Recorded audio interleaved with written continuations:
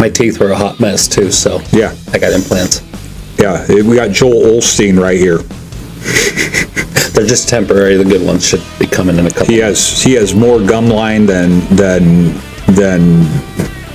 I think he beats Joel. The Groose.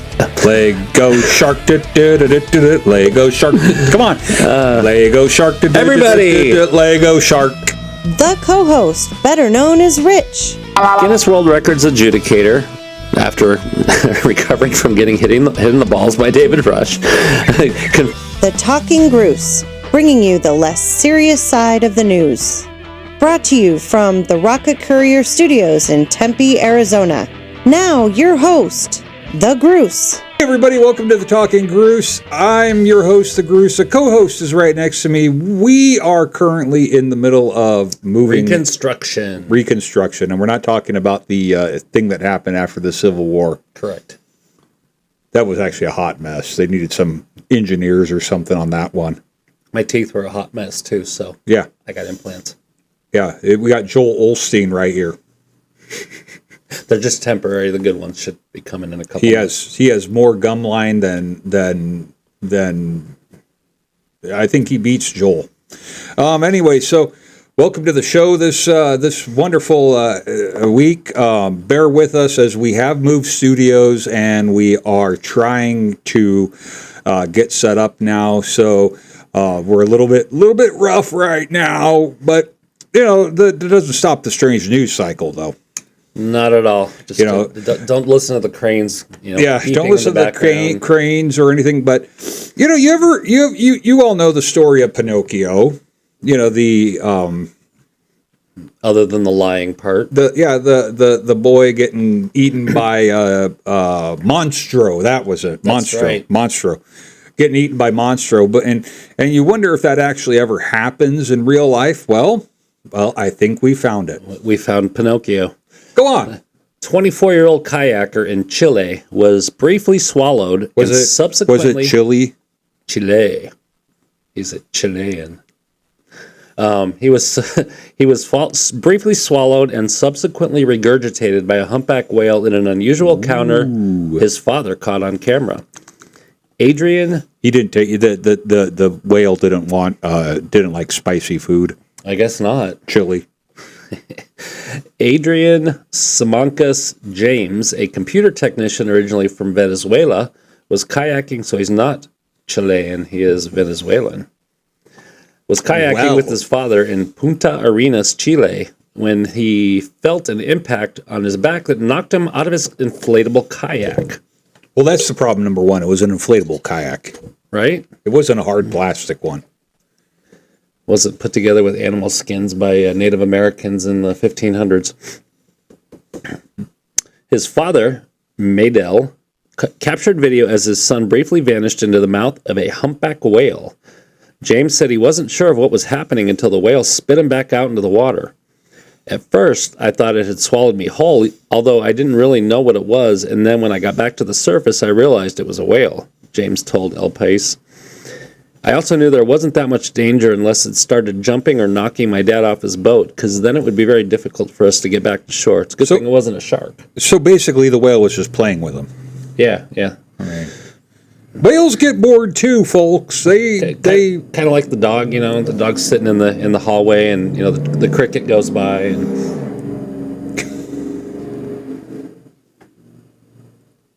hold on. Let me see what I'm doing here. Here. Anyway, at first I thought it had swallowed. Oh wait, I already covered that.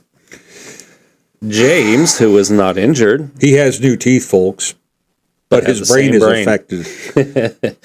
Who was not injured, was able to reunite with his dad and return to shore. He said the incident reminded him of a classic story. When I was inside it, I remembered Pinocchio, who was also swallowed by one. Monstro. Humpback whales, also made famous by Star Trek 4. Better way to see George and Gracie. Underwater.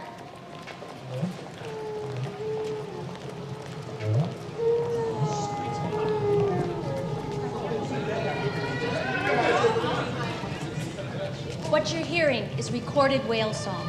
It is sung by the male. He'll sing anywhere from 6 to as long as 30 minutes and then start again. In the ocean, the other whales will pick up the song and pass it on. The songs change every year, and we still don't know what purpose they serve. Are they some kind of navigational signal? Could they be part of the mating ritual? Or is it pure communication beyond our comprehension? Frankly, we just don't know yet. Maybe he's singing to that man. Looks like that's swimming. How did he get in there? What the hell? Excuse me, wait right here.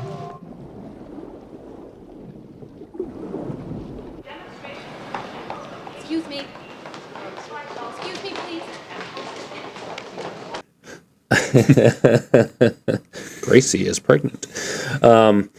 Can grow up to 48 tons, but they normally pose no danger to humans. They have narrow throats, which prevent them from completely swallowing humans and similar sized animals. So I know some females with narrow throats. Yeah. So Just saying, people. So Mr. What was his name here? Monstro. Mr. James. Geppetto. Mr. Adrian James pretty much was gag reflex for the whale. Yeah. Yeah. There we go. Let's run with that, people. Yeah, so I guess this happened also in 2020 in California when a couple of kayakers had a similar experience, but they actually were able to catch their close encounter from inside the mouth of the whale. So look it up. I'll see if I can. We'll see if we can find it, and we'll get the link to that video in the description of the show this episode. That sounds both scary and interesting at the same time. It's fascinating. Yeah. So that was an abrupt ending to a story, guys. Let me put my eyes on here so I can see. Perfect end to a perfect evening. Oh, I've always thought that that after a certain age you can't go to prison Unless it's on your bucket list. Well, that's true. It's always been a bucket list item of mine. I want to be locked up. Well, in another way, though, but not. I think Greg should be locked up, but for different reasons. Go on. A New York woman has celebrated her 104th birthday by crossing an item off her bucket list, visiting the local jail. Oh, they didn't lock her up. She just visited.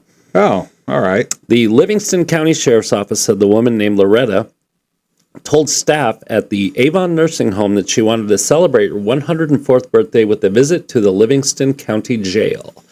I hope she got some history behind the jail. That would have been... Yeah. That would have made it worth it, in my opinion. Or she got the Otis treatment from Sheriff Andy. The Sheriff's Office agreed to the request, and Loretta was treated to a tour of the lockup facility. Before her tour, we celebrated with some coffee and cake, the Sheriff's Office said in a Facebook post. This is the last coffee and cake you're going to get for the rest of your life. Yeah, last request. Well, at 104, it actually might be, Yeah. Just saying. She that was the last thing on her bucket list, so once she got out of there. Yeah. And she told the sheriff that the secret to living a long life is to mind your business. In other words, no drama. Don't get sent to jail. Yeah. The Post said Loretta had a great time touring the jail facility. We are so glad that we were able to make her birthday wishes come true, officials wrote. Thank you for all the laughs today and for being a great sport. So, sounds like everybody had fun. Yeah, it does. I mean, but maybe she just wanted to hang out with, she had a fantasy about police officers or something her whole life. That's really what Security guards? Yeah, something like that. That's what probably spurred it. Don't tase me, bro. Don't tase me, man. So we've reported on different animals that are doing things throughout the show, and this is no different. This is an emu, An emu escaped. I think they need Sheriff Joe to get them. Doug wasn't watching Limu again. Well, no, he wasn't. But yeah, I think they need Sheriff Joe to get him because remember, Sheriff Joe he served his inmates emu. Right. Yeah, that's right. Mystery meat. Yeah. Go on with us. Police in Mississippi are asking residents to be on the lookout for an unusual suspect wanted for felony fleeing and disorderly conduct, an emu.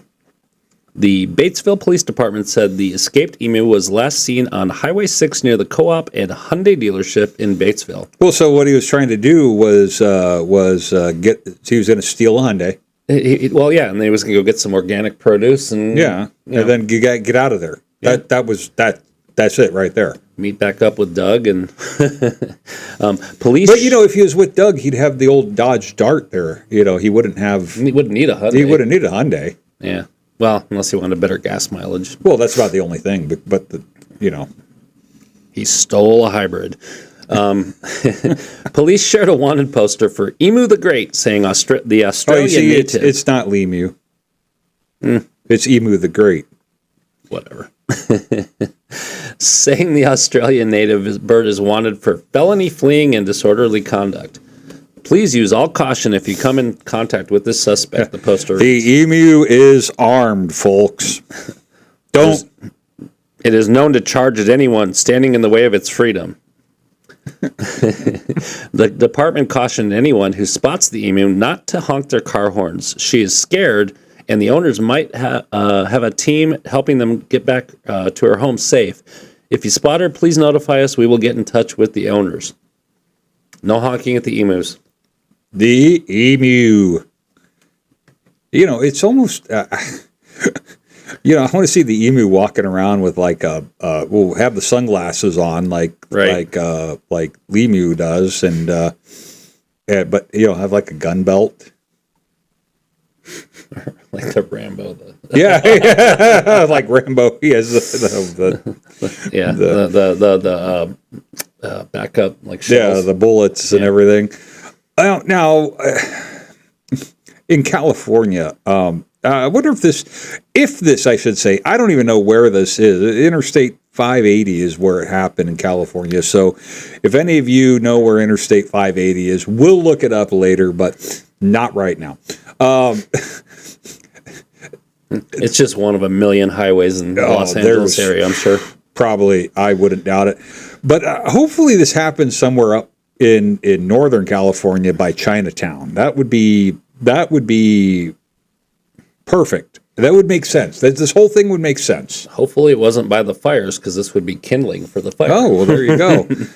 California Highway Patrol officers were left playing a giant game of pickup sticks when a truck spilled its load of chopsticks onto the highway. The CHP's Hayward Station said on social media... Huge spill chopsticks! He's the host. He did it. That officers responded to a report of a traffic hazard on Interstate 580 near the Redwood Road exit. Everybody remember that. And arrived to find the sticky situation.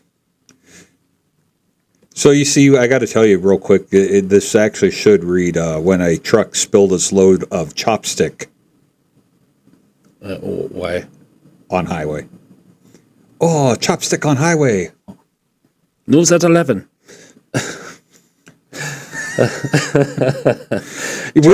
We don't have anything. We're not. We're winging it today. We're winging it today. We're not racist by any means. It's just me. So what it was is when I was a kid, my father was in the military, so we'd go shop on the base commissary at the well, not the commissary. We'd shop at, like, they call it the base exchange or the post exchange, depending on Army, Air Force, whatever you're at. And they always seem to have Asian people work there. And I get it; they're probably spouses of soldiers or airmen. But they would always say in the 80s there probably would have been a lot of like Vietnamese. Yeah, and whenever and even my good friend who's Vietnamese, whenever he would give somebody change back or whatever, he'd be like, "That's $10." instead of dollars. I mean, so we're making fun of real things. I mean, yes, we're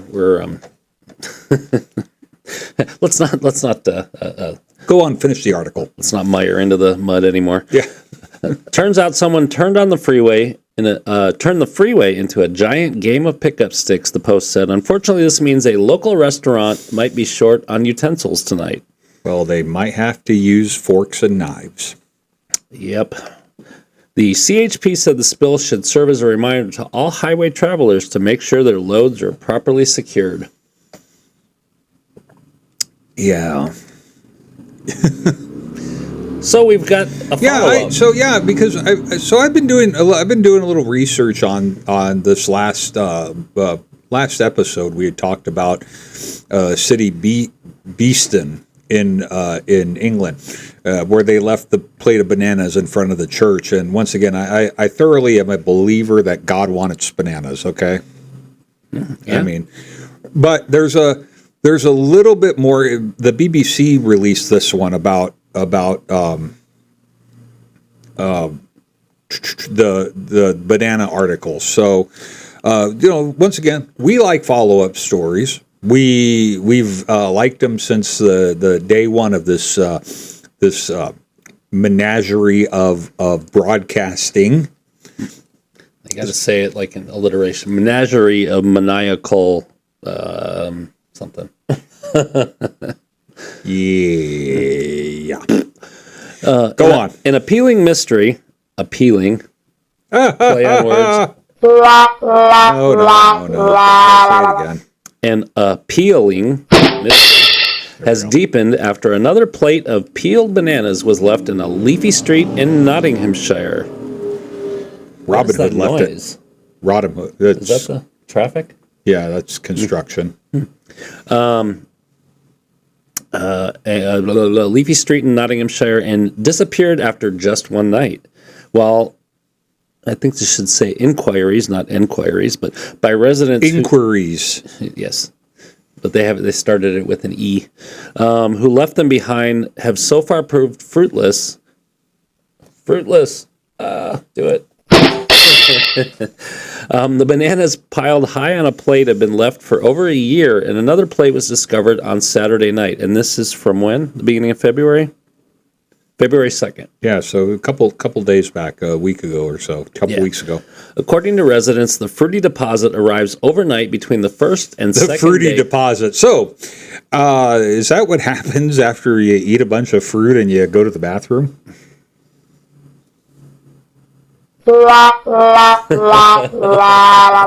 Just saying. Okay. Go on. Back to the fruity deposit. Arrives overnight between the first and second day of each month when about 16 to 20 peeled bananas are left outside the corner of Abbey Road and Wenser Avenue in Beeston. The Beatles are bringing them back. That's right. Abbey Road. The Beatles. Didn't I say that last time? I think you brought it up, yeah. I think you brought it up. Luke Roberts and, is it Jay? Yeah. Jay Brewer, who traveled 3 hours from Slough to see, sorry, we're not British, to see the landmark on Sunday morning, were left disappointed when they found the plate had gone missing. And the article from the BBC has a picture of Luke and Jay. We came up at 7 o'clock last night and there was nobody here. We've gone nuts about it, said Mr. Roberts. I love it. It's a silly adventure and it's harmless. Mr. Brewer added, explaining the trip to our families has been funny, but they're very accommodating. We've come back this morning and they're gone. The disappointment was echoed by 36-year-old resident Alistair Exworthy, who said, we delayed going to the shops until today because this route takes us past the bananas. It's sad. And then there's a picture of Abbey Road. Well, and so, it's not the famous crosswalk, though. No. But, these guys are it's amazing. I mean, that why can't we do this here in America? I don't know. It would have to be somewhere in a small town charm. Oh, yeah, there. Have to be very Mayberry. Something like that, yeah. Mayberry. Look it up, kids. Being our viewing population is not of our generation. Look up Mayberry. Yeah, your grandma probably watches it. A group of students came to have a look after seeing the bananas featured online. Josh Woods added, "It's cool to live near them." And Marie Smith, an 80-year-old resident, has lived in the area for 48 years, but she said she'd never known anything like it. "We saw them last year and had to come back. It makes me laugh," she said. So there's a lot of different occurrences that look like people are enjoying the whole banana bit. Yeah, I mean, it's bananas. Then it's bananas, and it's sort of fun. Yeah. And then we found another story here where it actually talks to the banana hunters mentioned in the previous article. Yeah, so we got, if my computer would ever work today. My computer isn't working today, guys, so sorry. Well, this is my from turn. the Nottinghamshire Live News. My turn to have technical computer difficulties. So it says... From Nottinghamshire Live. So, yeah, once again, I was Googling more about the banana story because it is fascinating. I mean, it's interesting. It's different. It was fascinating when we did it, and I found a bunch of this stuff with it. Once again, my computer's freaking out. Want me to read it? Yeah, go ahead here. Go ahead with the story. So it says, "Meet the banana hunters with the best shot of solving Beeston's mystery." Banana hunters. I gotta sell shirts with that. Yeah. Can we find the case busting? I mean, there are websites dedicated to. Don't bananas. go there. The case-busting duo had traveled down from Lincoln in Berkshire and believed they were close to cracking the fruity head-scratcher. Luke Roberts and Jay Brewer, a.k.a. Lod Lucan and Mustard Yellow, at the scene in Beeston where That the bananas should be Banana had been left. Yellow. Right? He needs to change his name to Banana Yellow, guys. Just a thought. This is an introduction I never thought I'd write, but on a visit to Nottingham Street Corner, made famous by the appearance of a plate of bananas on the 2nd of each month for the past year, I ended up meeting 2 real-life banana hunters hoping to solve the mystery that has gripped the nation. Yes, you did read that correctly. So let me get you up to speed. Over the last 12 months, a plate of between 15 to 20 peeled bananas has been appearing on the corner of Abbey Road and Windsor Avenue in Beeston on the 2nd day of each month. And nobody knows why. The tale has even reached the attention of national news with Greg James and Sarah Cox of Radio 1 and Radio 2 respectively. I would like radio stations to just have simple names like that. I know. Out here. Radio 1 and Radio 2. Radio 374. As seeing my name was on the rota for February 2, it was my task to head down to the site and see what all the commotion was about. Upon arriving at the location via some quiet side roads, it didn't take long until 2 brilliantly engaging individuals also showed up, Luke Roberts and Jay Brewer, also otherwise known as Lod Lucan and Mustard Yellow.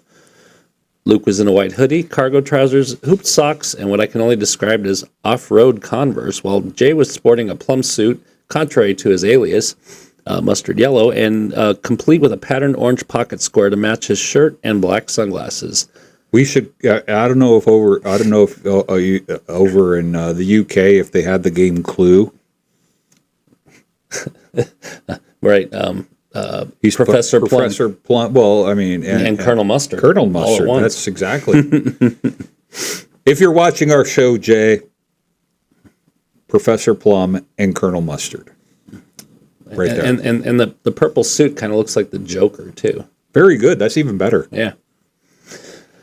So, the duo who appear on the 2-year-old Lod Lucan YouTube channel had traveled down from Lincoln and Berkshire and believed they were close to cracking the banana-based case. We came up here around 7 o'clock last night, and there was nobody here at that point. We spoke to a couple of neighbors, and that's when they started giving us names. So we went away back to our hotel room. We thought we'd wait around until midnight and maybe 2 o'clock-ish, and we'd go down to see if anything had happened. Then we saw online that the bananas were there, so we jumped in the car and came back. Jay, who acts as a fact-checker and information gatherer on the channel, added all the reports that said the bananas turn up on the 2nd of each month, so hence why we were expecting to come back through the night, but whoever it was dumped them there at 10:30 at night. So 10:30 at night. So it kind of threw everybody off. Learn how to speak English. 10:30 at night. The anomaly with this month's sighting was that the bananas actually appeared late on February 1st, a day earlier than usual. When I arrived at the scene, I was informed the bananas had been removed before 8 a.m. that morning. Who killed the bananas? You're not going to fall for the banana in your tailpipe. Exactly. If you guys are going to stake it out, we'll if you guys are going to try to figure this out through like a stakeout, watch this next little clip. Yeah. Shh. Go ahead, take those bananas. Hey. Forget it. I'm not eating that. Take it back. Certainly, sir. This really looks great.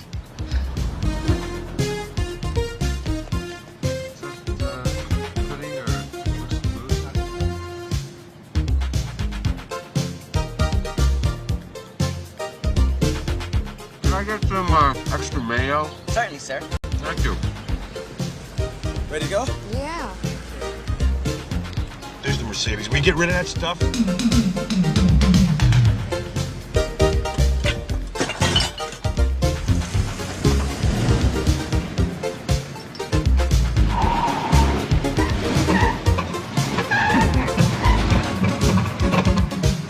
What the hell are you doing? Don't fall for this. All right, go on. The bear explained how they weren't sure if the recent offering of bananas was part of the wider story or just a hoax, and they didn't think it was anything to do with religion. We thought we'd come back this morning to see if anything had changed because there was a conversation as to whether or not they were real bananas that had turned up, or because we were around, maybe there needed to be a show put on for us. They both said we weren't entirely convinced, but that it was genuine. But over time, since we've been speaking about it, we sat there in a hotel room with Post-it notes on the wall with pieces of string. We've got a name, but unfortunately, we haven't been able to catch them. All we need is the body now, and we've completed the puzzle. Luke, who is a content creator and tattooist, has added, people are saying that they think it's a religious thing. No, it's not. If you look into it, it's actually quite ignorant to say it's some sort of shrine. The religious angle, I think it's completely wrong. Their enthusiasm for the weird... Do you remember that song? Do you remember that song from the 90s? Roger Waters, when he was singing What God Wants. Yes, right there. God wants bananas. That's right. So, but in the end, it's... Jay says, Lucan and I have a very long history of being silly, basically turning up to places just because we think it'll be fun. The only difference is I grew up. Luke laughed at his partner and said he had no plan to do so. I think it's a great idea. Yeah. We'll have to keep an eye on these guys and see what happens when they turn up. So the next time should be in about 2 weeks, around the 2nd of March. Yeah, I mean, I think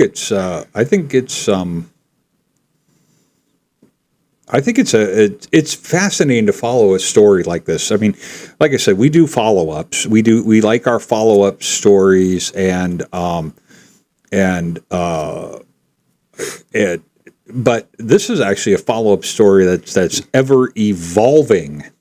So stay tuned. We'll keep bringing you the follow-ups on this. Their investigation. If they go back on the 2nd of March, we'll see what happens with that. We'll keep an eye on the Nottinghamshire Live. Yeah, that's going to be a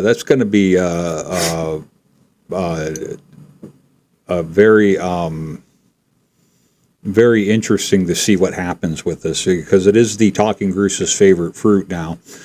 You know, it's also our favorite piece of art. It is, yes, very much so. Very much so. You know, the world's gone bananas. The world's gone bananas. And every time I walk into a grocery store, I see the banana. I now look at bananas. They're like the first thing I see. Is that the $1 million banana? No, maybe this is the $1 million banana. Now I can be like, God, do you? Yeah. Yeah, right there. Right there. Anyways, guys, so that's a quick little version of our show this episode. Since we are in the middle of trying to set up and get the new studio together, we will definitely be more ready for the next one coming up here in a couple weeks. Knock on wood. Yeah, exactly. Knock on wood. Knock on wood. Oh. Once again, I'm hearing the heavenly angels singing to tell us where the bananas are coming from. So, follow us on we're on YouTube. Rumble. I still haven't uploaded anything to Rumble yet. I need to. So we're not on Rumble. We're getting there. We are on X. Facebook, TikTok, Instagram. Once again on YouTube, follow us, subscribe, click the bell button. You'll get to see our shorts or the bananas in our shorts.